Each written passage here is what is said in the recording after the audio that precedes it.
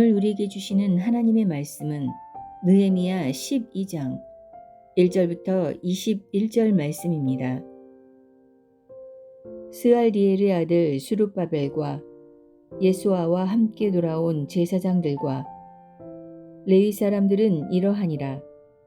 제사장들은 스라야와 예레미야와 에스라와 아마랴와 말룩과 하투스와 스가냐와 루훔과 무레못과 이또와 긴누도이와 아비야와 미야민과 마아디아와 빌가와 스마야와 요야립과 여다야와 살루와 아목과 힐기야와 여다야니, 이상은 예수와 때에 제사장들과 그들의 형제의 지도자들이었느니라. 레위 사람들은 예수아와 빈누이와 간미엘과 세레비아와 유다와 마따냐니, 이 마따냐는 그의 형제와 함께 찬송하는 일을 맡았고, 또 그들의 형제 박부갸와 운노는 직무를 따라 그들의 맞은편에 있으며, 예수아는 요야김을 낳고 요야김은 엘리야십을 낳고 엘리야십은 요야다를 낳고 요야다는 요나단을 낳고 요나단은 얏두아를 낳았느니라. 요야김 때에 제사장 족장된 자는 스라야 족속에는 무라야요, 예레미야 족속에는 하나냐요, 에스라 족속에는 무술람이요, 아마리아 족속에는 여호하나니요, 말루기 족속에는 요나단이요, 스바냐 족속에는 요셉이요, 하림 족속에는 아드냐요, 무라요 족속에는 헬게요, 이또 족속에는 스가랴요, 기누돈 족속에는 무술람이요, 아비야 족속에는 시그리요, 미냐민 곧 모아디아 족속에는 빌데요, 빌가 족속에는 삼무아요, 스마야 족속에는 여호나단이요, 요야립 족속에는 마뜨네요, 여다야 족속에는 우시요, 살레 족속에는 갈레요, 아목 족속에는 에벨이요, 힐기야 족속에는 하사베아요, 여다야 족속에는 느다넬이었느니라.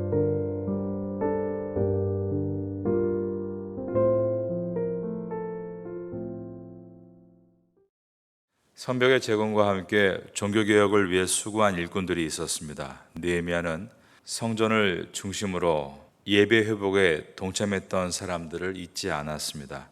예루살렘 성벽 봉헌식이 시작되는 이제 12장 27절 이전에 앞서간 제사장들과 레위인들의 이름이 오늘 본문에 기록되어 있습니다. 12장 1절부터 7절까지는 스룹바벨 시대 때 곧 예수아가 대제사장이었던 시대의 제사장들의 명단입니다. 12장 1절을 보겠습니다. 스알델의 아들 스룹바벨과 예수와 함께 돌아온 제사장들과 레위 사람들은 이러하니라. 그리고 나서 12장 12절에서 21절까지는 예수아의 아들 요야김 시대 때 그가 대제사장이었을 때의 다른 제사장들의 명단이 들어 있습니다. 12절을 보겠습니다. 요야김 때의 제사장 족장된 자는 스라야 족속에는 무라야요, 예레미야 족속에는 하나냐요 하면서 족속별로 이름이 기록이 되어 있는 것입니다. 그러는 사이에 가운데 있는 8절과 9절에 보면 주요 직무를 맡았던 레위인들의 명단도 기록이 되어 있습니다. 성벽 봉헌식 전에 제사장 가문의 명단이 이렇게 기록되고 있는 것은 신실하게 하나님을 섬겼던 그들의 이름을 기록함으로써 그분들의 헌신과 봉사를 기억하기 위해서입니다. 즉 오늘의 기쁨이 하루아침에 이루어진 것이 아니라 100년 전에 처음에 스룹바벨과 함께 와서 성전 공사의 기초를 닦고 또 말씀을 가르쳤던 그 조상들의 피땀 위에 차근차근 쌓아진 결과이다 라고 말하고 있는 것입니다. 하나님의 섬기는 일에 삶을 온전히 드린 사람들의 수고를 통해 하나님의 일들은 이루어진다. 이것을 교훈하기 위해 오늘 본문에 명단이 들어 있습니다. 하나님은 이렇게 말씀을 기록해 가십니다.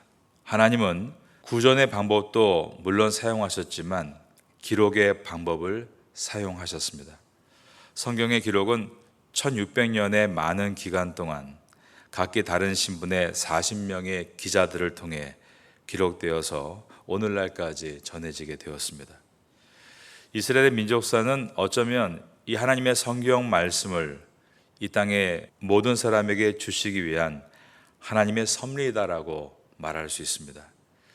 이스라엘 땅이 지금까지 이스라엘에 남아있는 이유 중에 가장 큰 의미는 성경을 보존하는 것에 있습니다. 오늘 느헤미야가 기록된 성경을 토대로 수고한 사람들의 이름이 다 기록되어 있는 것을 우리가 보고 있습니다. 그런데 이러한 히브리어로 기록된 하나님의 말씀이 모두 사라지던 때가 있었습니다. 바로 그리스와 로마의 지배를 받았던 때입니다. 히브리 성경이 헬라어로 번역이 되고 유대인들이 히브리어 대신에 헬라어와 아람어를 사용하게 되면서 점점 원본이었던 히브리 성경이 자취를 감춰가기 시작했고, 로마에 의해서 예루살렘이 완전히 무너진 다음부터 이제 유대인들이 나라 없는 디아스포라로 전 세계로 흩어진 다음부터는 성경의 원어, 이 히브리어 성경은 아예 자취를 감추고 말았습니다. 그러는 가운데 성경은 라틴어로 번역이 되었고 로마령 내의 모든 나라들에게 전파가 되었습니다. 16세기의 종교개혁과 인쇄술의 발달을 통해 성경은 라틴어뿐 아니라 독일어로 번역이 되고 영어로 번역이 될 뿐 아니라 19세기에는 태국어로도 번역이 되고 그리고 우리나라 한글로도 번역이 되었습니다. 하지만 원래 성경인 히브리어 성경이 사라졌기 때문에 정말 이 성경이 오류가 없는 것인지, 과거의 그 사건은 정말 있었던 내용인지 그것을 확인할 방법이 없었습니다. 그런데 놀라운 일이 벌어지게 됩니다. 이 놀라운 일은 그리 오래된 사건이 아닙니다. 우리 시대의 사건입니다. 1947년에 이스라엘 땅에서 2000년 전에 기록되었던 히브리 성경이 발견되기를 시작했습니다. 바로 쿰란이란 동굴에서 발견됐기 때문에 이 성경을 쿰란 사본이라고 부릅니다. 사본학에서는 역사의 획을 긋는 위대한 발견입니다. 어떻게 양피 가죽에 쓰여진 성경이 2000년 동안 썩지 않을 수 있었는가? 그 이유는 쿰란이라는 곳이 사해 바다에 위치해 있기 때문입니다. 사해 바다는 예루살렘에서 사해 바다를 가게 되면 버스가 계속 아래로만 내려갑니다. 왜냐하면 해발 마이너스 418m에 위치해 있기 때문입니다. 평균 해수면보다 400m가 더 낮습니다. 이곳에 성경을 저장해 놓음으로 건조한 기후로 인해 성경이 썩지 않은 것입니다. 동굴에 저장해 놓았고, 그러나 로마의 공격으로 이스라엘 전체가 뽑혀나가는 상황 속에 이 보물의 정보가 점점 사람들의 머릿속에서 잊혀지기 시작했습니다. 그런데 2000년 후에 1947년에 양을 잃은 베두인 종족의 한 목동이 양을 찾다가 동굴을 발견하게 되고, 뭔가 무서운 곳이 있을까 봐 동굴에 들어가지 못하고 돌을 그 속에 힘껏 던지는데 항아리 깨지는 소리가 들렸습니다. 그것이 역사에 숨겨졌던 쿰란 사본 발견의 시작이었습니다. 현재까지 11개의 동굴이 발견되고 그것을 통해 구약 성경을 비롯해서 성경 해석, 신학, 신앙 교율 등 무려 900여 편의 문서가 발견되었습니다. 놀라운 것은 그 모든 성경을 우리가 가지고 있는 성경과 비교했더니 내용이 똑같았다라는 것입니다. 이 쿰란 사본은 수집가들에게는 가장 눈독을 들이는 보물입니다. 1400년대 구텐베르크에 의해서 찍어진 성경, 구텐베르크가 인쇄소를 차렸었죠.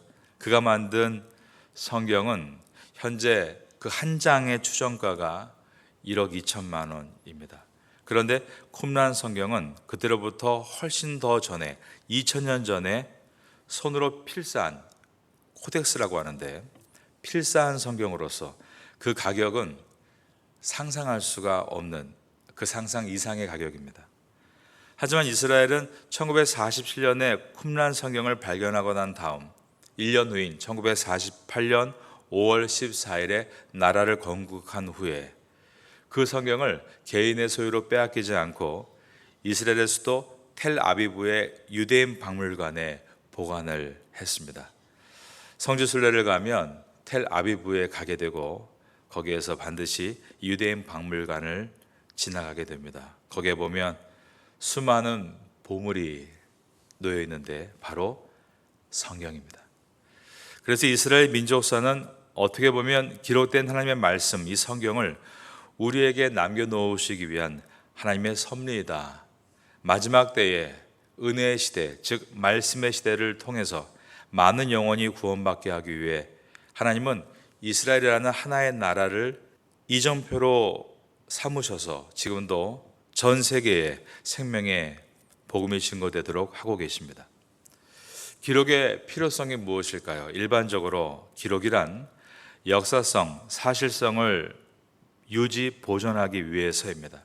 사람의 기억은 오래 가지 못합니다. 다음 세대까지 역사적 사실들을 정확하게 전할 수가 없는 것입니다. 그래서 지금도 캄보디아의 앙코르왓이 왜 세워졌는지, 이집트의 피라미드가 어떤 기능인지를 정확하게 알지를 못하는 이유는 기록 때문입니다. 하지만 우리가 들고 있는 성경은 태초에 하나님께서 온 세상을 어떻게 창조하셨는지와 왜 예수 그리스도께서 이 땅에 오셨는지를 정확하게 말하고 있는, 세상의 어떤 책에서도 말할 수 없는 것을 말하고 있는 하나님의 말씀입니다. 하나님은 인류로 하여금 성육신 하신 예수 그리스도를 믿고 구원받게 하게 하시기 위해서 기록을 통해 우리에게 선물로 주셨습니다. 두 번째로 기록이란 구체적인 기억을 유지, 보존하기 위해서입니다. 어떤 사실을 전달함에 있어서 구체적이지 못하면 확실하게 믿게 할 수가 없습니다. 그래서 사람들은 말로만이 아니라 계약서를 사용하거나 차용 증서를 사용하는 것입니다. 하나님도 우리로 하여금 하나님의 구체적인 뜻이 분명히 알도록 하게 하시기 위해서 기록의 방법을 사용하셨습니다. 왜 기록하는가? 세 번째로 진리를 왜곡됨이 없이 전달하기 위해서입니다.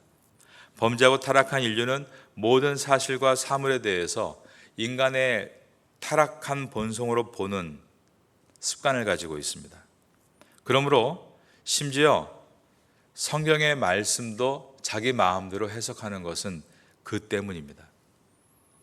진리가 수정, 보완, 가감없이 잘 전달되게 하려면 분명히 기록된 말씀이 있어야 됩니다.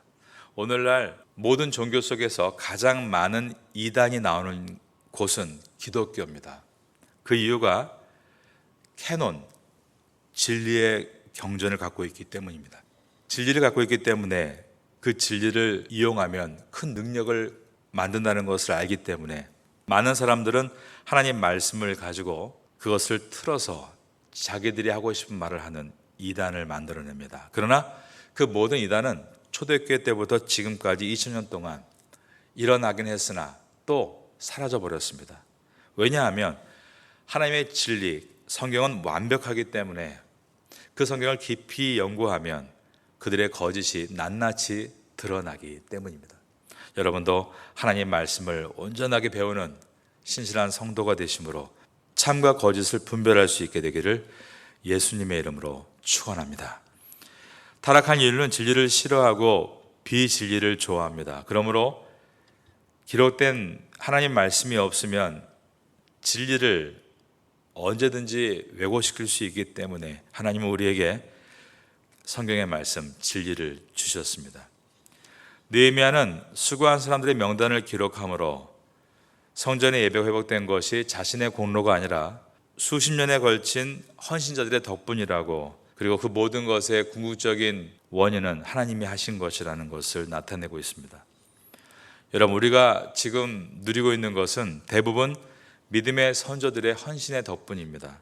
그렇다면 또 한 가지를 기억하게 되는 것이 앞으로 태국 땅에 우리의 후손들이 누리게 될 그 은혜는 또 오늘날 지금 우리가 서 있는 장소에서 우리의 수고가 될 것이라는 것입니다.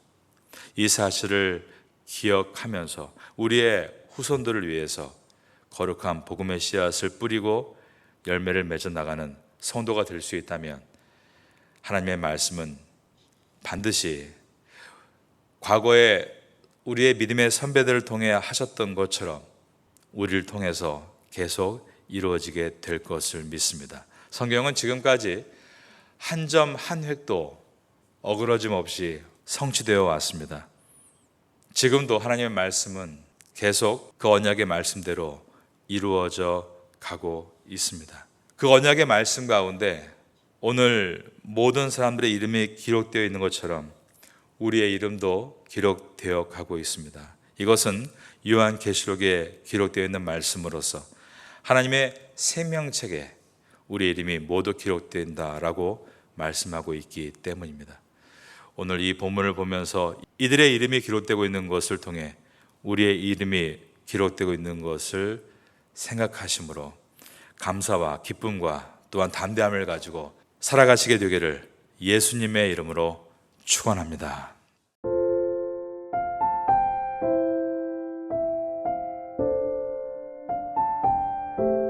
지금은 함께 기도하는 시간입니다.